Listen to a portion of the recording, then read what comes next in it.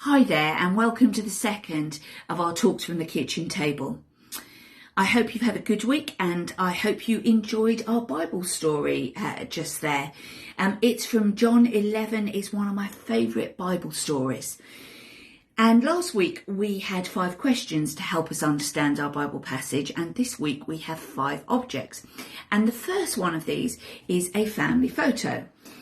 As you can see, it's a fairly old family photo.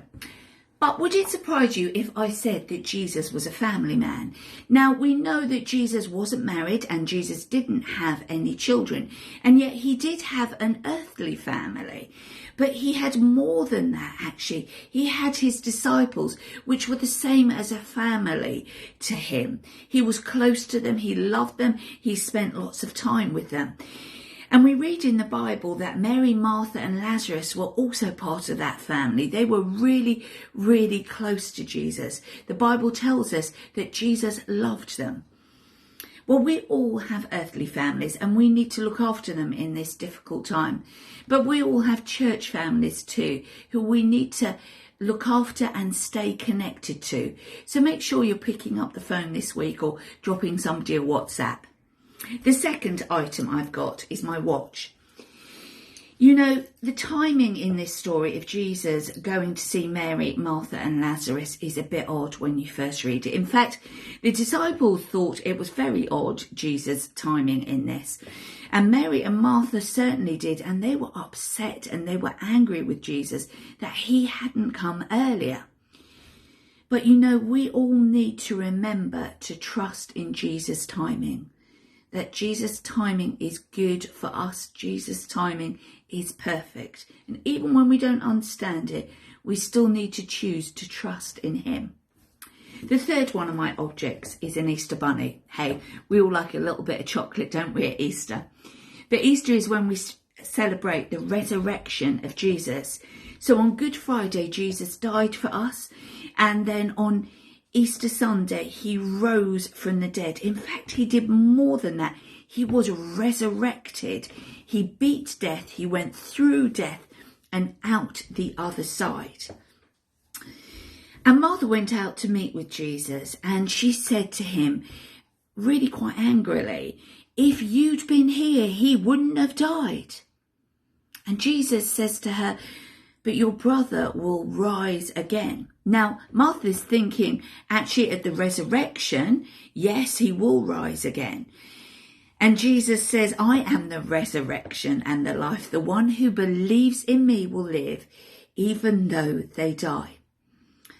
You see, this wasn't the end of the story for Lazarus. There's more to come.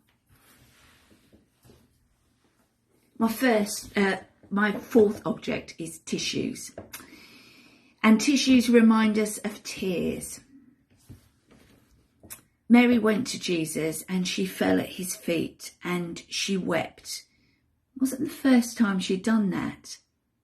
And Jesus' reaction? Well, Jesus' reaction wasn't, get off of me, woman. No, Jesus' reaction, actually, we find in the shortest verse in the Bible, in verse 35. And it says, Jesus wept. Jesus wept with Mary. Jesus wept because he knew it wasn't right. And friends, it's okay for us to weep. And we need to know that when we weep, Jesus weeps with us.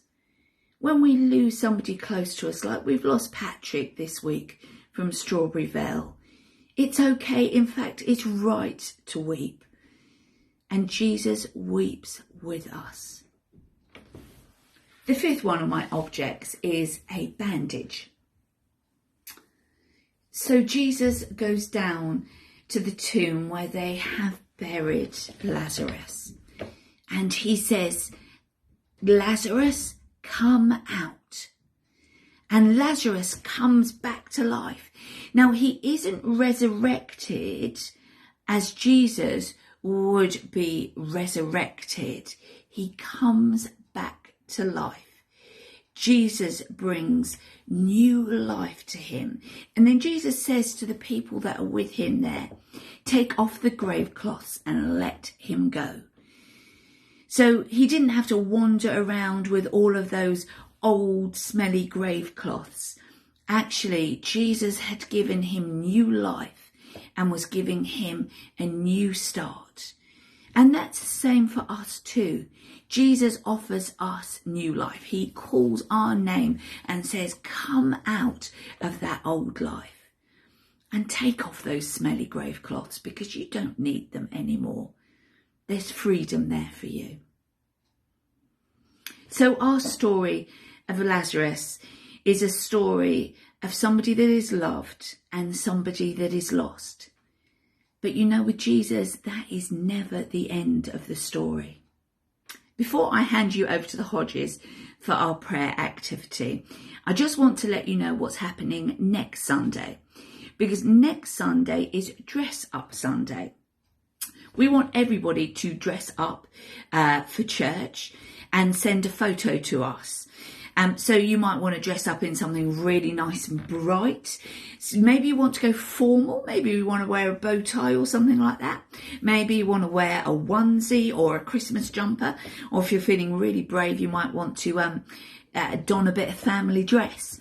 But whatever you do for Dress Up Sunday next week, please do send your photos over. I'm going to hand you over to the Hodges now. God bless.